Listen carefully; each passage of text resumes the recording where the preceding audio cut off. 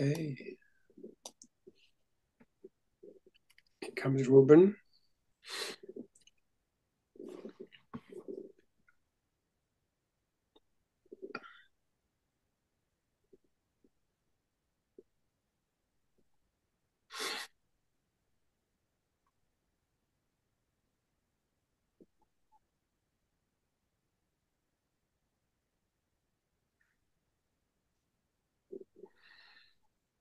All right, anybody would like to start reading? We are in a Third Treatise, chapter 22, the true self in observable form. Anyone? Chantal, you're first in the pictures if you want to go first. Okay, good. Let's go by the picture, huh? No. If anybody doesn't want to read, just put your hand up for a second and we'll skip you. Chapter 22, the true self in observable form. Although the entire purpose of these treatises is to answer the question of what to do with what you have learned, chances are that this is still the primary question in your mind and heart. While you may be beginning to form ideas of what it means to live by the truth, these ideas may not seem to have much relevance or relationship to the life you currently live. While you may be happy to learn that you are not called to evangelize or even to a leadership role, you know that you are called to something and think that you as yet know not what that something is. You think that to be asked to simply live by the truth could not possibly be enough.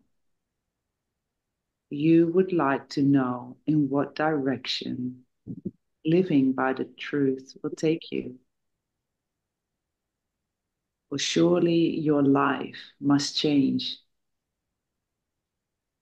The very precepts put forth within this course, precepts that say that the internal affects the external, seems as evidence that you will no longer be allowed a separate life or private life that you have lived. Surely there are already those called to represent not only their true selves, but this course to the world. If this had not been the case, you would not be taking this course. It would not be available and it would not be known to you. So even while I have said that no one is called to leadership, and while I have surely meant this and do not call for leaders to amass followers, I do not mean to dissuade any of you who feel a call to represent this cause and the teachings of this cause with your lives and work. Those who feel this call are surely needed, and each of you will find the sharing of this cause to be among the easiest of ways to share what you have learned. You will almost certainly feel eagerness to share it and joy whenever and wherever you are able to do so. But some of you will find that you do no more than mention this course as the one or only one of the teaching that has led you to the truth.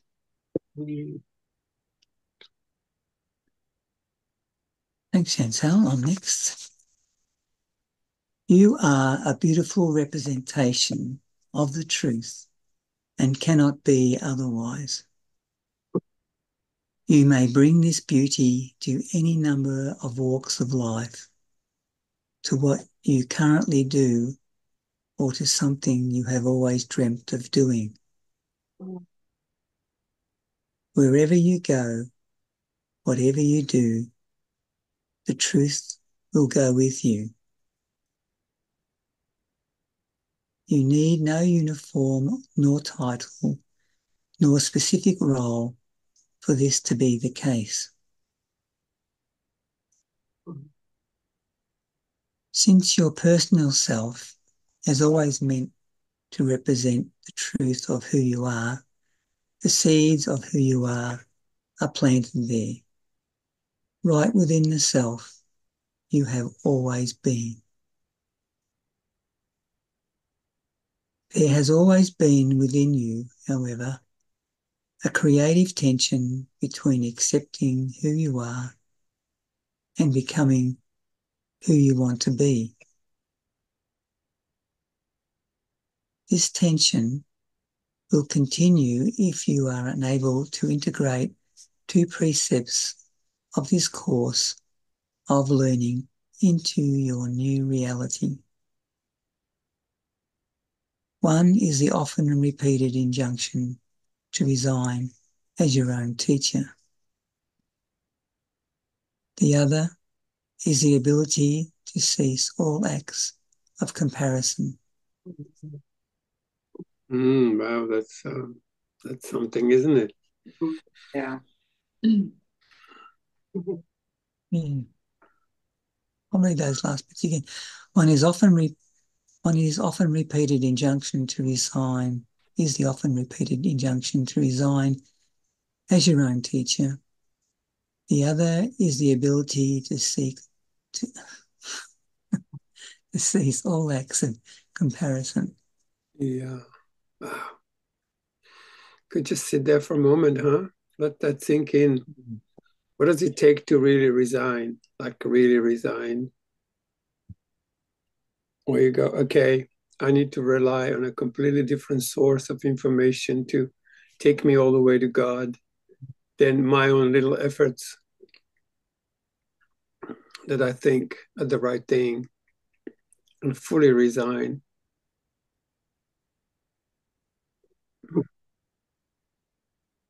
Yeah. Yeah. I don't know what that looks like, but the second one I do. The other is the ability to cease all acts of comparison. Mm-hmm. I can't do it, but I get it. Yeah. Yes. Mm. Yeah, it's very interesting for me because I'm in a new job and thoughts are coming up about comparison. Yeah. I can't help it, but the beauty is to not take it seriously. Mm. Yeah.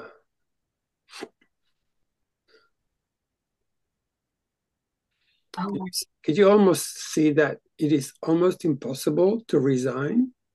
I think that's a really important part, is to see how, like, can you resign? And really be honest, can you resign?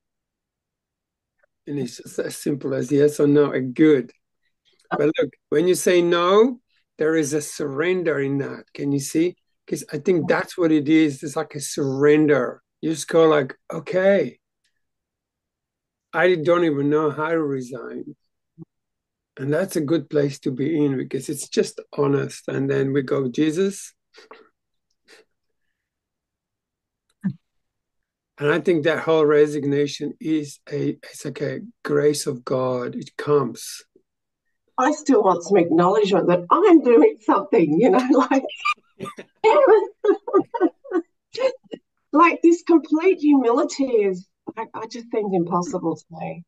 Mm-hmm. Yeah.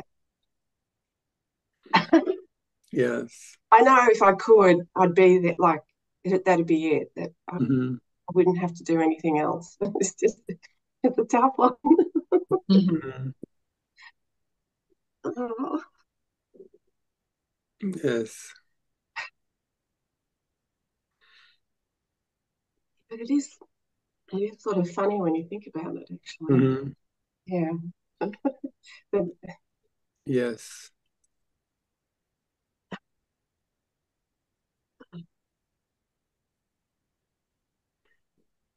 might as well enjoy it, hey? Might as well enjoy wanting to be somebody. I could have been a contender. Oh, Yeah. So just let's sit there for a moment in that impossibility to resign. mm. What chapter are we up to, please? I mean, not chapter. 22.5.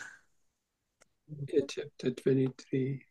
In a third treatise, the true self in observable form. I And think I'm the same page as you, 357. Thank you. was 25. missing you, Alison. Kind of like, where's Alison? We can't even start. Did you say 25? No, 22.5. 23. Oops, I'm in the 357. Oh, look, I'm confused. I'm sorry. Are we up to chapter 22? yes, Yes. Okay. And which paragraph? point Point 5. 5. Okay. And we're sitting right now on the last two sentences. Oh. And one is the often repeated injunction to resign as your own teacher. And the other one is the ability to cease all acts of comparison. Let's try that one. Oh. Let's look within and go like, where do we compare? And how does one cease doing that? It really prevents you from being yourself, doesn't it? So much, I think. Trying to be, I don't know, something else. Mm. You can't be yourself at all. I find it interesting the two words resign and comparison. And I was asking myself, which comes first?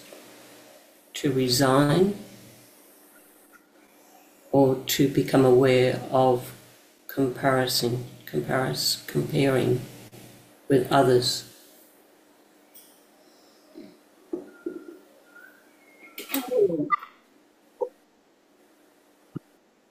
It's like when you feel yourself comparing yourself with others. That's like a little orange light that comes up that says to let go of it, to resign.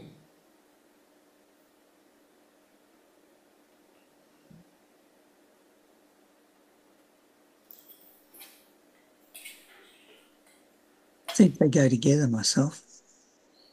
Yeah. You get one, you get the other. What was that, Kev? I think they go together. If you can get one, you've got the other. Yeah. I'm sure he's gonna elaborate on it now. So let's go and see what he has to say about that. Okay, Kathy, you reading today?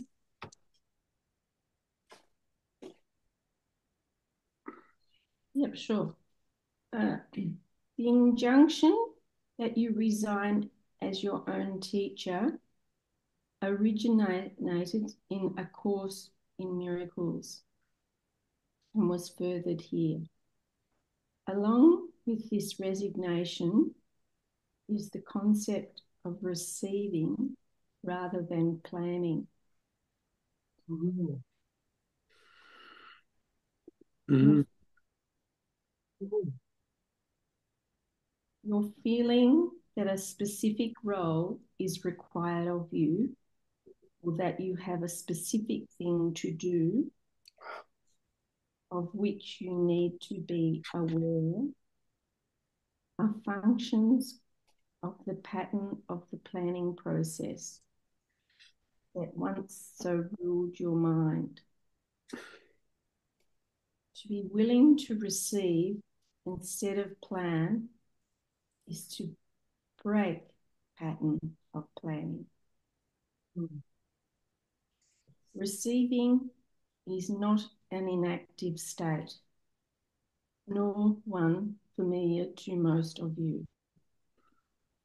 While you cannot work at being receptive, and while I also do not ask you to work to break the pattern of planning, I do ask you to let it go and to replace it with observation. I love that. Yeah. Observation is the active state of reception, a state not confined to receiving, but a state of giving and receiving as one. Observation, as I am speaking of it and teaching it, makes you one with what you observe. Being one with what you observe causes you to know the proper response. It is in responding properly that you will know what to do. Plans will only interfere with your response to what you are given to observe. The act of observation that you are able to do with your eyes closed is the observation of what is. This will relate to the future pattern of creating that we will speak of more in the next treatise. You are impatient now to get on to the next level, the level of something new, the level that will engage you in something to do, the level that will give an outlet for the excitement that has been building within you. You are ready to be done with the concerns of the personal self, and your attention has begun to wander from this topic, even as it is being concluded. Thanks, Kath.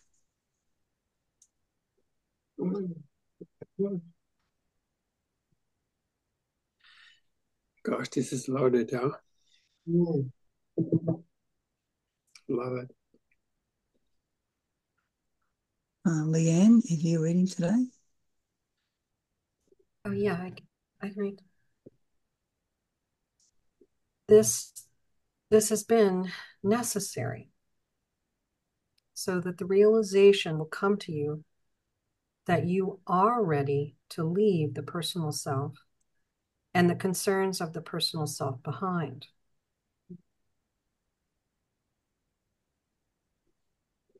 You have needed to become bored with what has been, tired of the way things were, uninterested in matters of a personal nature.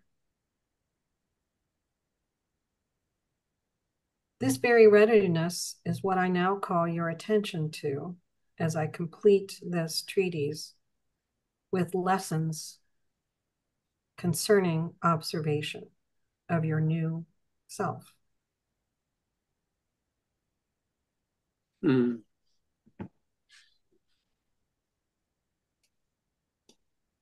The ability to cease all acts of comparison will arise out of this observation of your new self. For you cannot observe your new self without observing the truth that has always existed.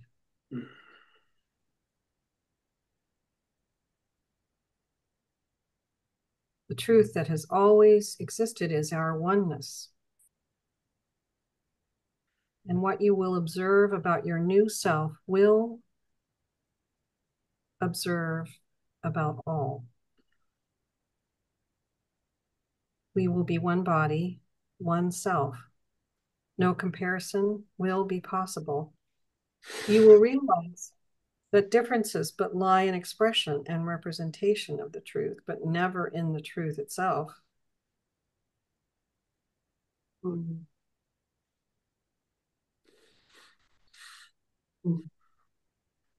I return. Jesus. Oh my God. Could you read that paragraph again? I need to hear that again. Beautiful. The ability to cease all acts of comparison will arise out of this observation of your new self. For you cannot observe your new self without observing the truth that has always existed.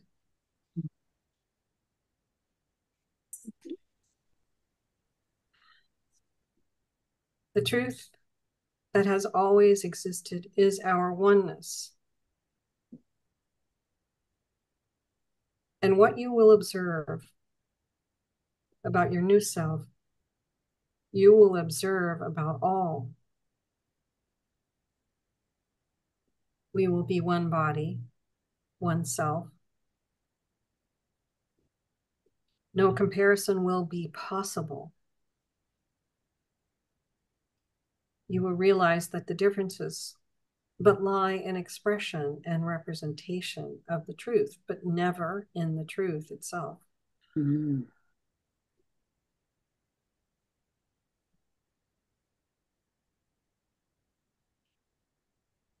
I return you now to what I spoke of earlier as creative tension. The tension that exists between accepting what is and desiring what will be.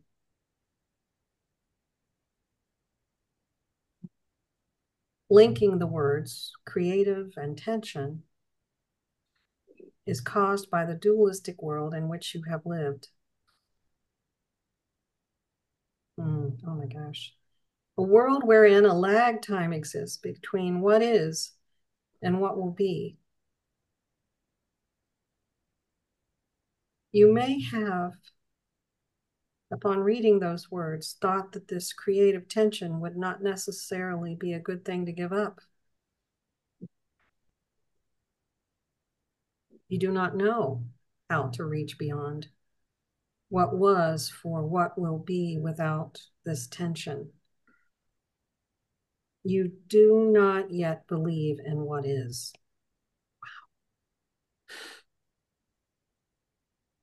Mm-hmm.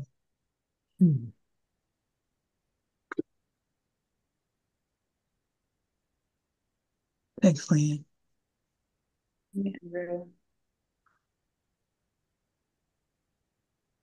Cole, you're next when you're ready. Oh my God.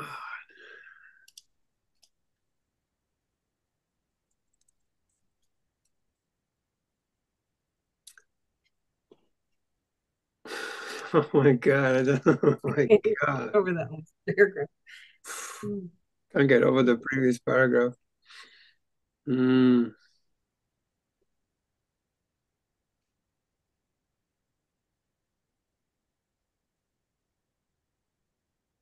Would you mind reading the previous paragraph again then, Cole? Yes. Go, Yeah. go. Coley. I return you now to what I spoke of earlier as creative tension. The tension that exists between accepting what is and desiring what will be. Linking the words creative and tension is caused by the dualistic world in which you have lived. A world wherein a lag time exists between what is and what will be. You may have, upon reading those words, thought that this creative tension would not necessarily be a good thing to give up. You do not know how to reach beyond what was for what will be without this tension. You do not yet believe in what is.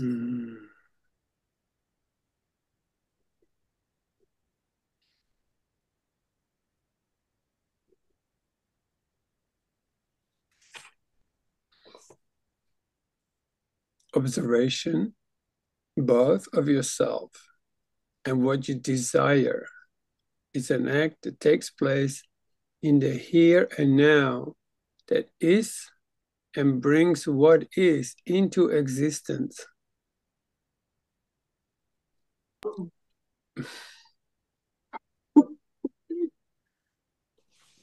You know how you desire something and then you put it into future. So one day I'll get this, maybe, right?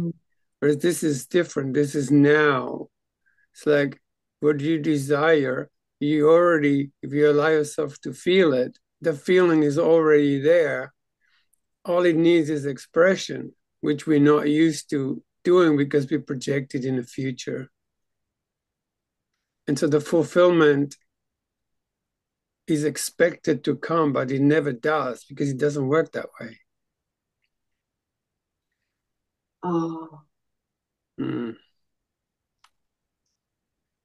Because if you keep projecting it into the future, that's where it stays. That's where it stays. It stays in the future. And if you actually do get the desired thing to come, you become so worried about it that you can't really fulfill yourself with it. But what he's saying there is it's an act that takes place in the here and now. Yeah. That is, I can see how that would be how instantaneous healings occur. It's by tapping into what is instead of thinking about what will be. Like what is right now? If you like close your eyes, that's the observation is without the eyes open. So where you look within and whatever is arising. And then the only difference is, do you allow expression of it and do you want it to be different? And that's that tension. You just allow, even if you feel miserable or you feel, your chemistry is weird, you could just allow that full expression. You will just begin to flow and it will fulfill you now. And in that, you get to what actually is. Yes. Rather than what we perceive as what is. Or something, I'm not quite sure. Just like that true response, like we give certain responses because they're going to be accepted. But what about the things you don't express because you're afraid they might not be accepted? But he's talking about observation, not about acceptance. He's talking about observation. Yeah, but yeah. So you watch it coming, you observe it, but not like observe a train passing by. You're in the experience. You're looking with the eyes of your heart. Very different. You can't do that without acceptance, right? Yeah. And just go down in your heart, even like physically down in your system. And now look, completely different view, huh?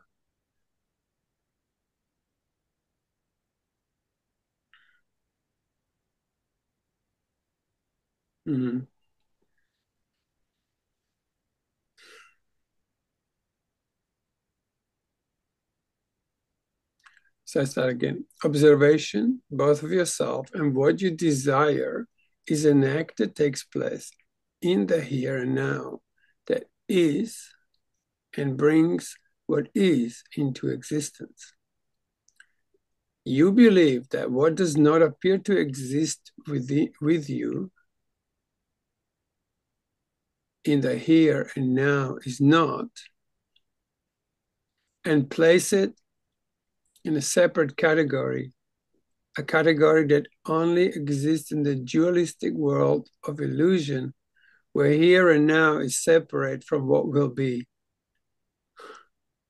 In the new world, the world where truth reigns, there is no cause for tension, for there is no world of illusion where what is separate from what will be.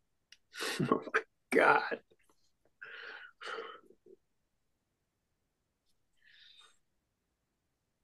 Yeah, again, what you said, Alison, it reminds me of the instantaneous healings. That's what is. Mm-hmm. But yeah, I've always got time related to it. Oh. Observation of what you desire, what you have referred to as closed eyes observation, can be linked to prayer and thus to the miracle. Yeah, it's a totally different way of looking.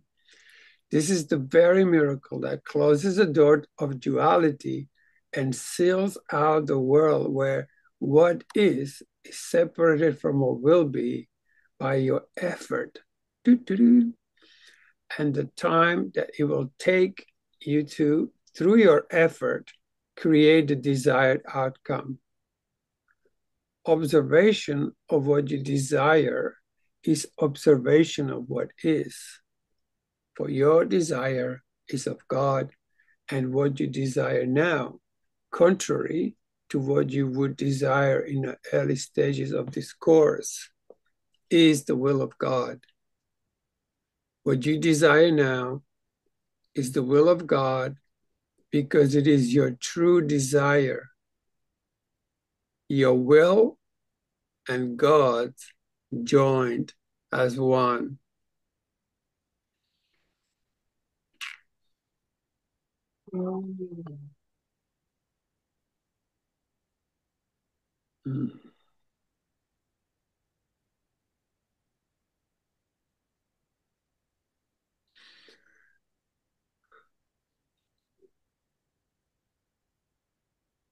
Shall we read it again? Yes, please. Yes, please. Feel that thickness in the room. Can you read it like really, really slowly? Okay. Thank you. Observation of what you desire, what we have referred to as closed eyes observation, can be linked to prayer, and that likened to prayer. Can be likened to the prayer, and thus to the miracle.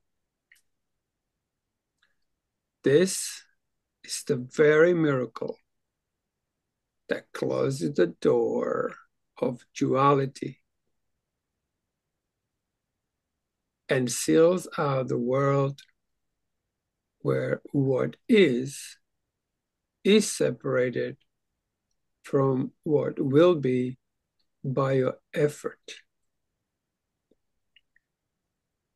And the time that it will take you to, through your effort, create the desired outcome. Observation of what you desire is observation of what is.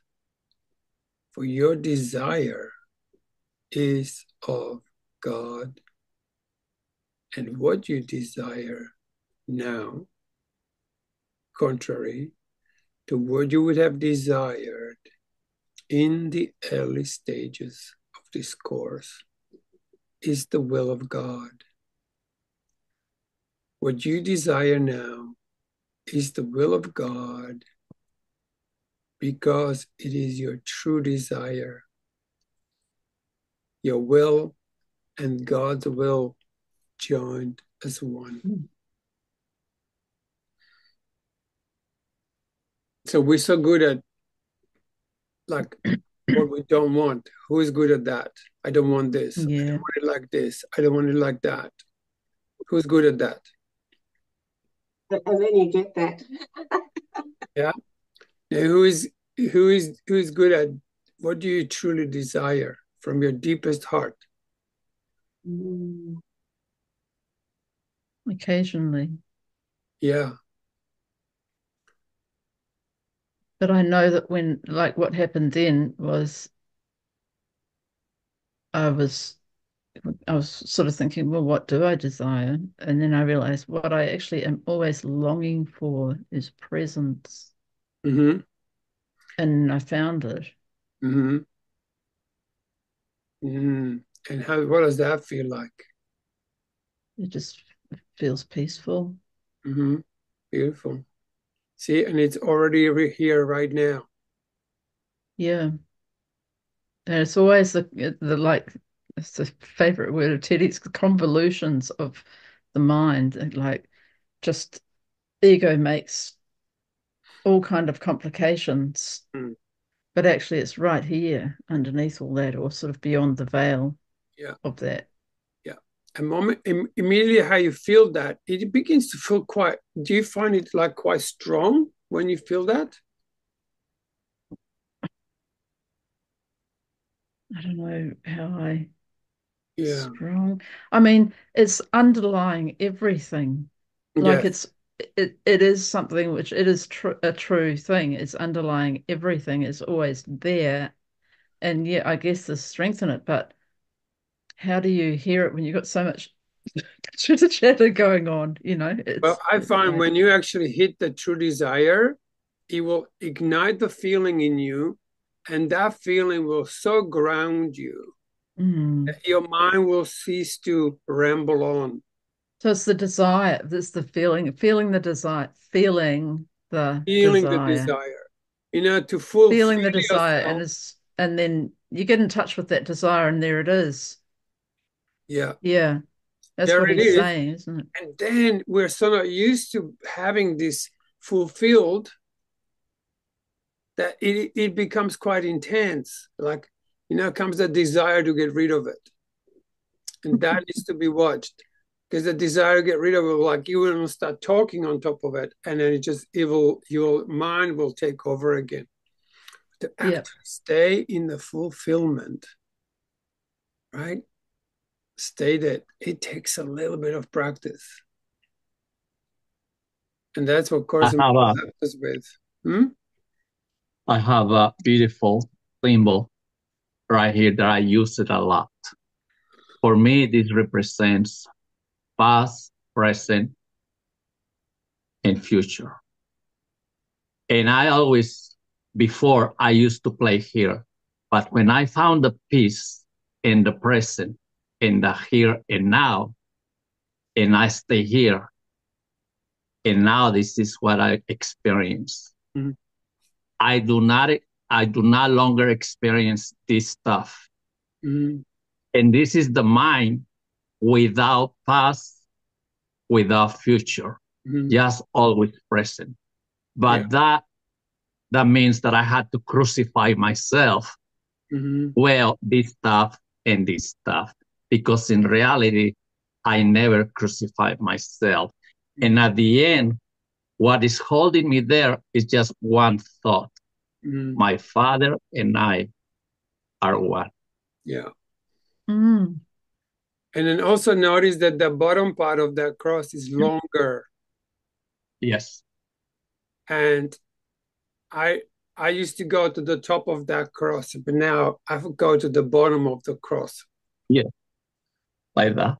Yeah. Are you talking about like grounding?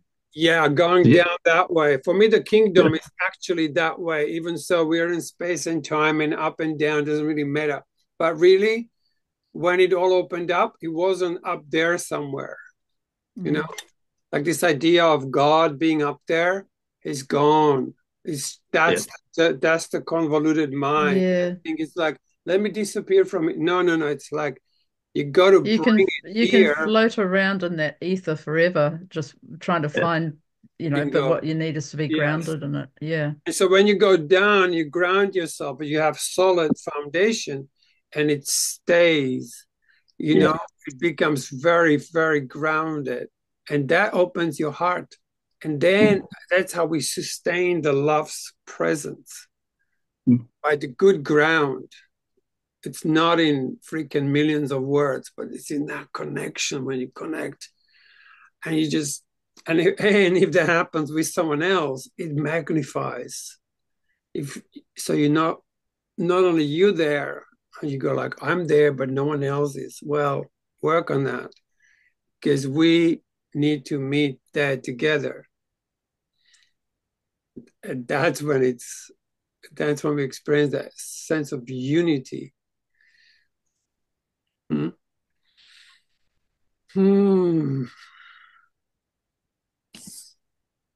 That's the sense of miracles too. Because miracles, like I need others in the now to experience the miracles and that instantaneousness. Thank you. That's how whole book starts. The miracles are needed. And then he says, pray for all those who need a miracle. You want everyone to join you in what we're doing here. And they don't physically have to join you, but in your mind they do. And that's all that's required.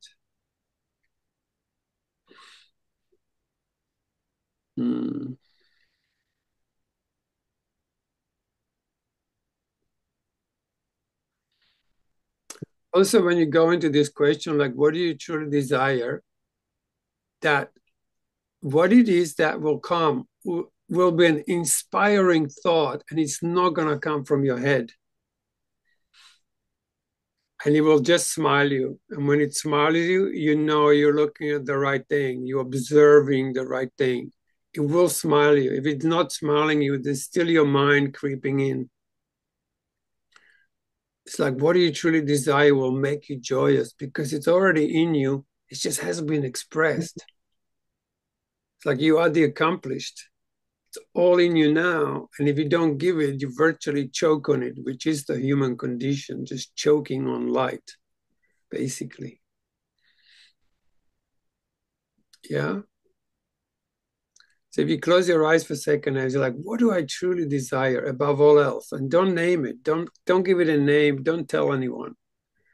But see if something reaches you that rejoices you. But it's got to be yours, not someone else's, or not to please somebody.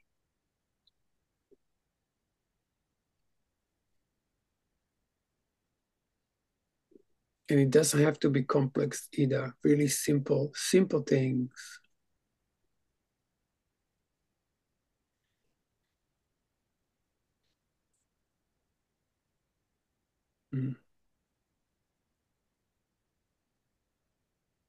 If you could have it your way, just fully your way, what would it be that fulfills you? And this does not require effort. If you work hard, it's not going to come. If you go, God, what do I truly desire?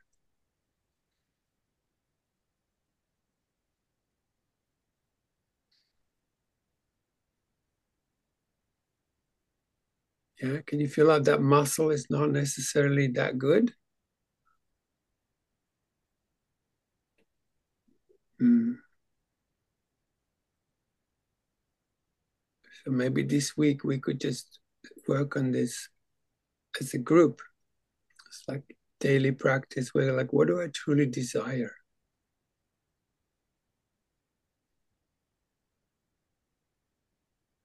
So God, show me what it would make me really happy.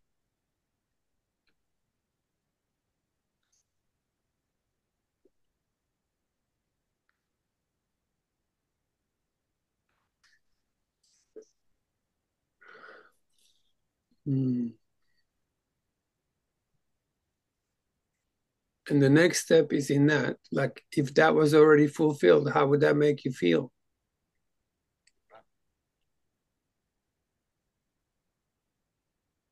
Mm.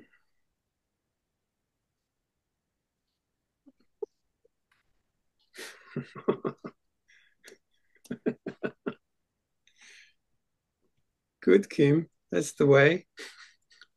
That's what it looks like.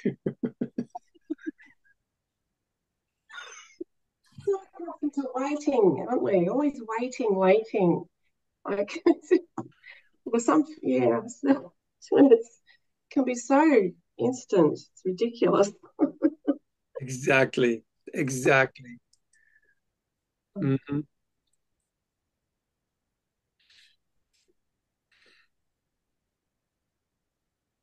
All right. Who's next there, Kevin? Carolyn, are you reading today? Yeah, I can read, Kev. Just a moment. Where we are? 15. 22.15. 15? Yeah. Yeah. Thus, the creative tension can be taken from the creative act of observation without loss of any kind. Let's read that again. Thus, the creative tension can be taken from the creative act of observation without any loss of any kind. Without a loss of any kind. The creative tension existed not only as a product of the duality of time, but also as a product of distrust. It was told to you that you might be able to achieve what you desire, but you also might not.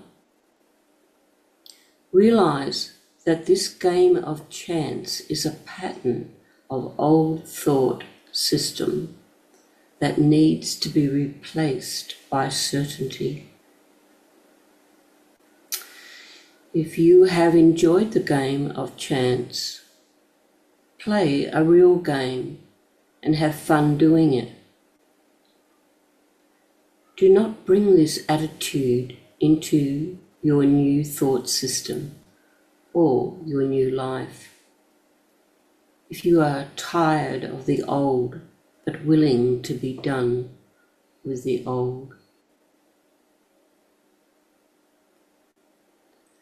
And so we conclude with this note of impatience with the old and the observation, the final observation of your personal self.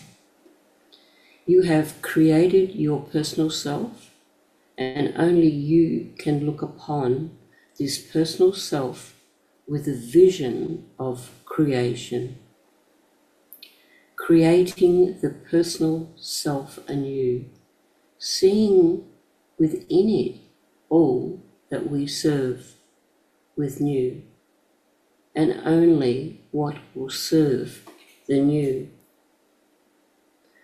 Observe the personal self with one last act of love and devotion, and in doing so, transform the personal self into the representation of truth. Realize that what we have called closed eyes, observation, is really the observation of the self beyond the personal self.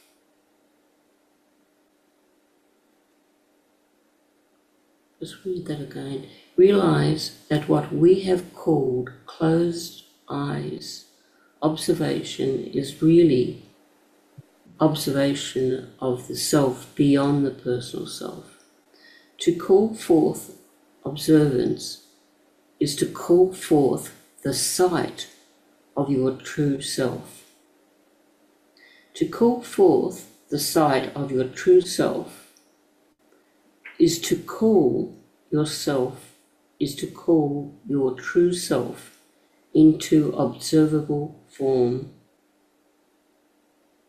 Calling the true self forth into observable form is the end of the old and the beginning of the new.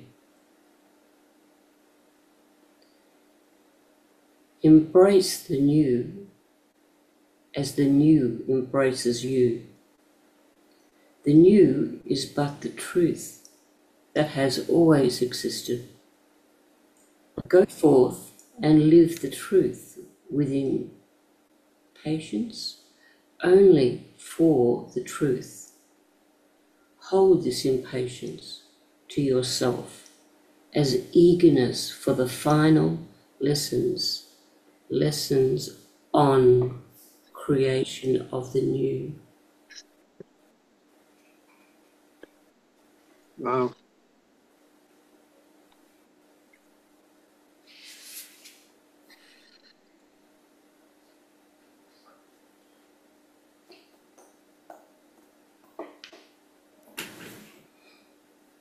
That concludes the third treatise. Oh, I think it's talking about, in simple terms, about awareness. This is how I hear it and I feel it. That it's talking about the awareness of the tension between desire and the true self. And it's saying, like, this tension is very real, but it's saying don't focus on it or cling to it because the true self comes through. The true self is always there.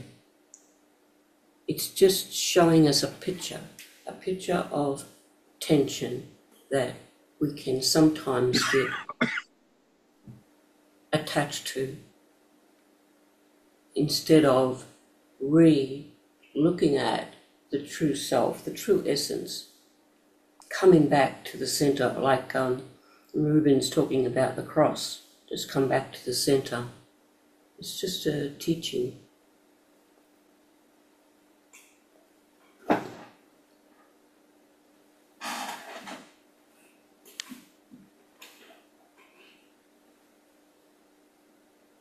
Like, I find there's lots of words there, lots of words, and sometimes we can get caught up in our head. But if we can shift to the center, we can see the picture clearly. See the tension, just watch it, come back to the center.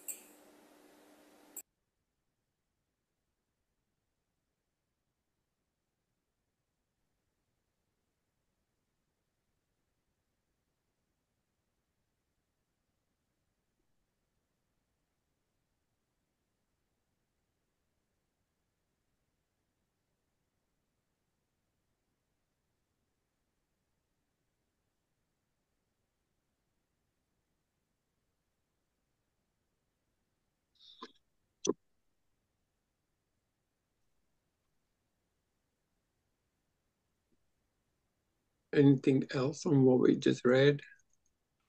The whole chapter?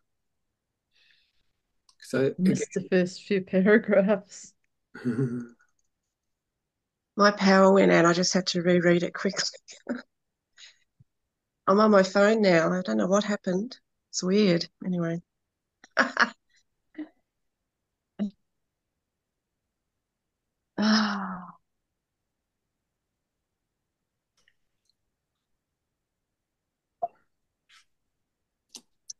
Something that Caroline say, in the center, there is peace. In the center, there is no pain. It's unity in the center. There's no past, there's no future. That's, for me, that's the innocent mind. That's the mind full of love. And everything starts with a thought. I am love. I am not a body, I'm free. And the center start to expand and expand and expand, and wow. And that's my experience. I'm complete.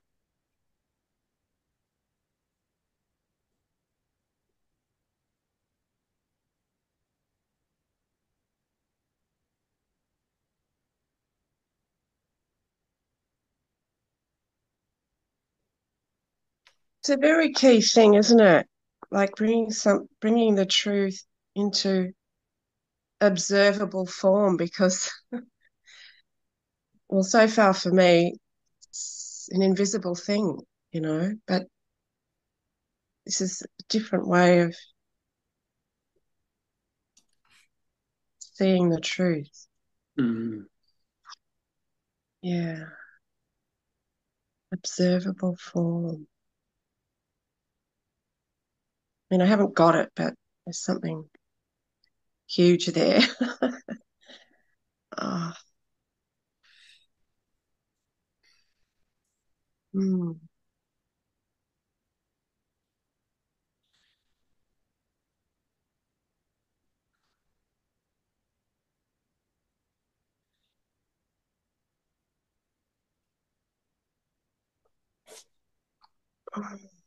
Well, if you guys want to, we could maybe read a little bit of the next, and but then next week we'll start from the beginning again. You guys okay with that? Yep. Ruben, you're next. Chapter 1. Mm-hmm. All are chosen. Let me tell you what this treatise will not be about. It will not be predictive. Mm-hmm. It will leave no one out. It will not appeal to fear, nor give you cause for fear. It will not be about tools or tell you that some have the tools for accomplishment and that others do not. It will continue the view from within the embrace, an embrace and a view that is inclusive of all. It will, however, be conclusive. It will separate truth from illusion in ways that will make some uncomfortable. It will continue to challenge your former ideas and beliefs, as have the previous treatises. But it will do this only to reach a conclusion of certainty from which you can live. One more. In doing so, it may seem to you as if some will be left out, and as if you are being told that you can achieve what many others have tried and failed to achieve. These are the types of ideas that will cause discomfort to many of you, as you still find it hard to believe in your own worthiness, and particularly in your own choosiness. It is this idea of being chosen that will cause your mind to conclude that some are not chosen now and the many were not chosen in the past. I'm complete. Alison, you're next. Can you choose what is unavailable for choosing? Can you choose to own another's property? Take another's husband or wife? Choosing is not taking.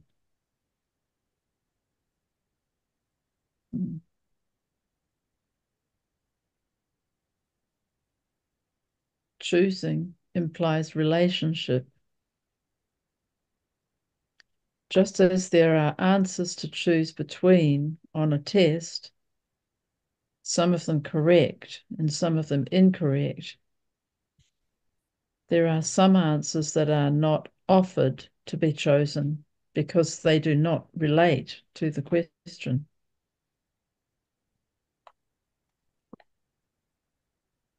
All of the commandments and all of the beliefs of all of the world's religions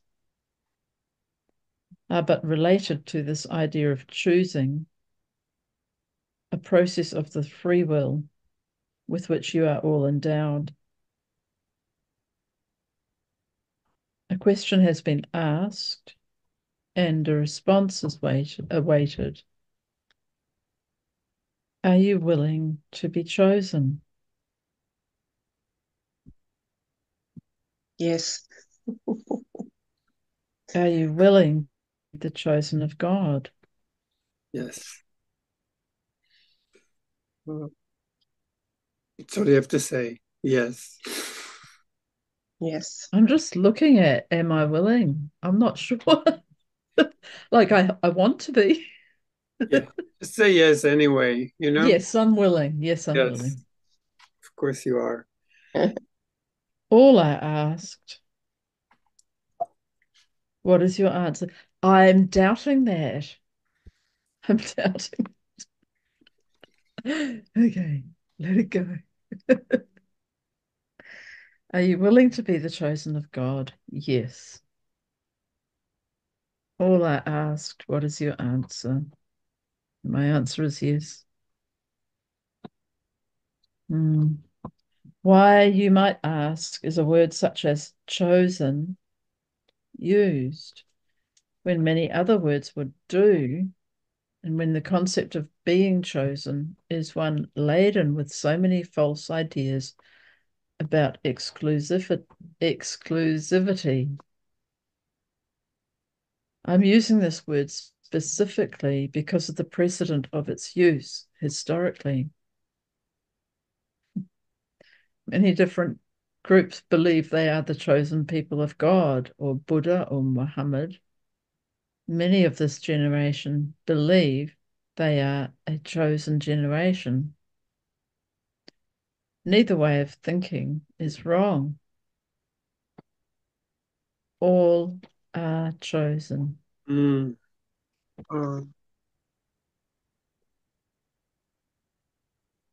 Thank you.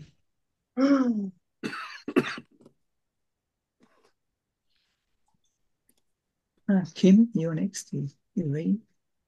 Can you hear me? Yeah. Yep. Well, good. An elementary example might be useful.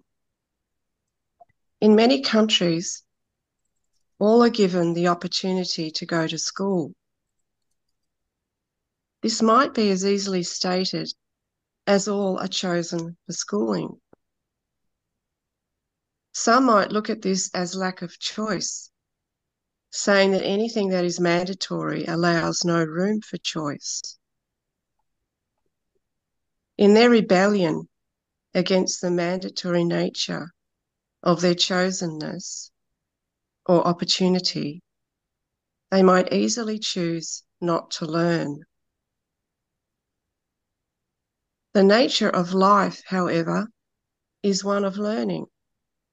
And if they do not learn what is taught in school, they will, by default, learn what is not taught in school.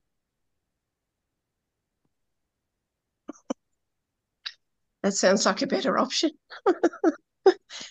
If you can consider this example with no judgment, you can see it simply as a choice.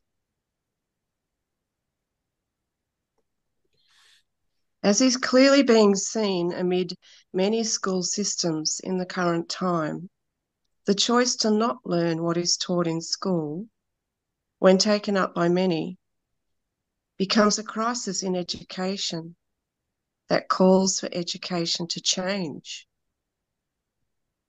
It may signal that what is taught is no longer relevant, or that the means of teaching what is relevant no longer works.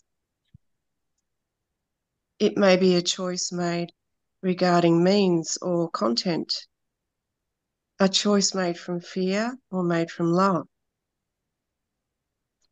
But there is, in other words, no lack of choice.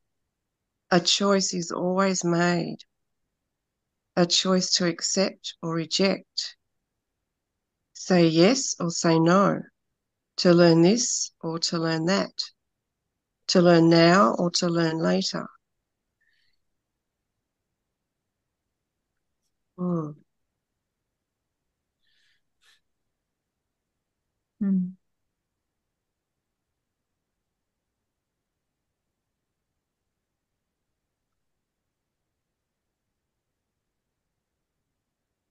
Mm.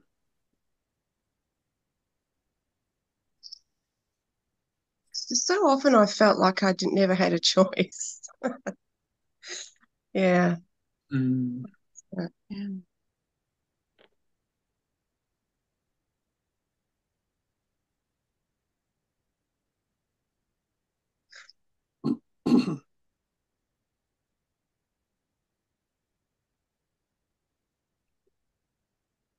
Annie, you're next. You'll be reading today.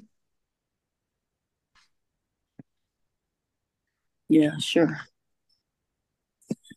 I've been through some tears today, which to me is the letting go and becoming more willing. Thank you. I just lost it. Okay, 1.9. 10, 1.9. isn't it? 1.10. Yeah, no, 9. Yeah, 9. Oh, it is 9. There but seems to be a difference in the educated choice and the uneducated choice. Many of you may look back on choices that you made and say, I would have chose differently if I had but known this or that. The choice is the way of coming to know. No choice is not such. No choice ever excludes anyone from coming to know his or her chosen lesson. This curriculum is mandatory, and so some have rebelled and will rebel against it. Those who do not choose to learn from the curriculum will, like school children, learn through what is not of the curriculum because they have chosen another means of learning. Means is what is being spoken of here. But all means are for one end. All will learn the same content, for all are chosen. And all learning, no matter what the means, will eventually lead them to the truth of who they are. Beautiful.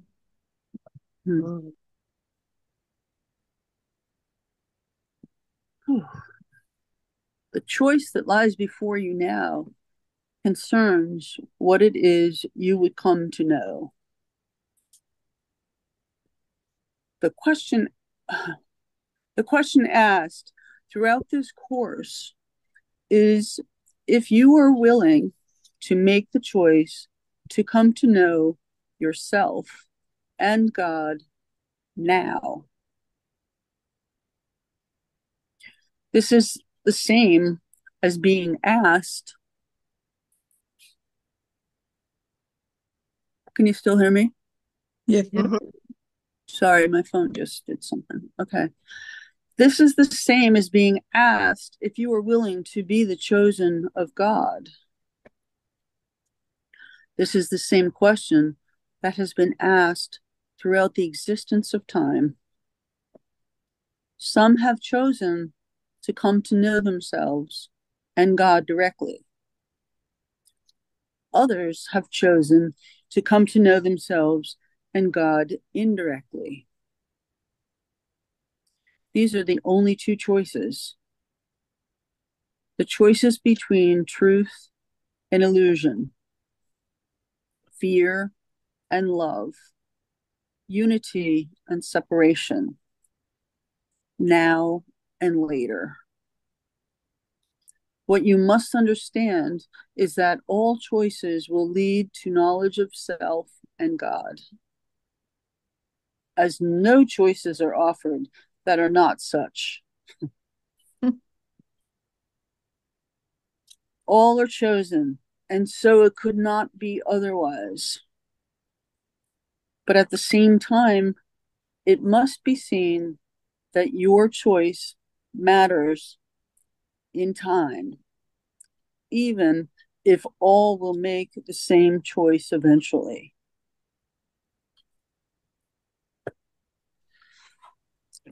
As was said within a treatise on the personal self, even the house of illusion is held within the embrace of love, of God, of the truth. Does this sound exclusive to you? The embrace is inclusive. All are chosen. Beautiful, huh? Yeah. Thank you. Mm-hmm. Mm. Shall we park it there? Yeah. Yeah. Good one to end on. Thanks, Annie. Thank you. Mm. All boils down to, am I willing to let go of resistance to the choices? The choice, should say the choice. Mm. Mm.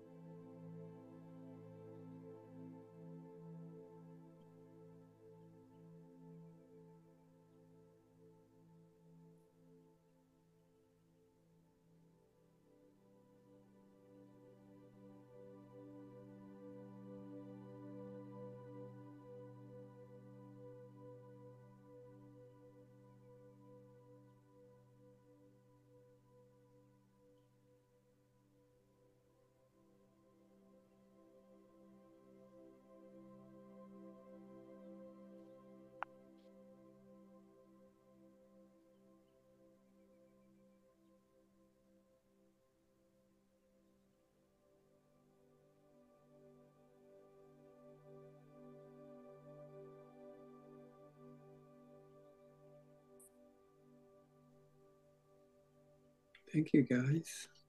Mm. Thank you, Cole. Lovely to see you all. Thanks, everyone. Thanks, everyone. Thank you. We'll see you in a week. Mm-hmm. Yeah. Thank you. Yeah. Oh.